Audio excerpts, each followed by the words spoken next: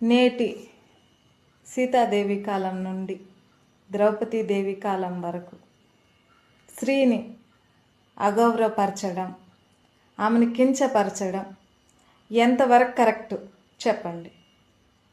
ఎందుకు ఆ విధంగా ప్రవర్తిస్తారు? ఫస్ట్ మిమ్మల్ని మీరు ప్రశ్నించుకోండి. ఏ విధంగా మనం బ్రతుకుతున్నాం? ఒకరిని అనేదానికి మనకు అధికారం ఉందా? ఫస్ట్ మనం చేయాల్సిన కార్యక్రమం అంటే వాళ్ళ పిల్లల గురించి, వాళ్ళ భర్తల గురించో, వాళ్ళ భార్యల గురించో అట్లా వాళ్ళని వాళ్ళు క్లియర్ చేసుకొని, అంటే వాళ్ళ పనులు వాళ్ళు కరెక్ట్గా చేసుకొని వేరే వాళ్ళని విమర్శించాలి. అప్పుడే నీకు అర్హత ఉంటుంది.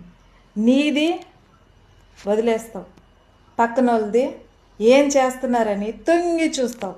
అది ఎందుకు? అది ఎందుకనేసి ఆ విధంగా జరుగుతూ ఉంటుంది.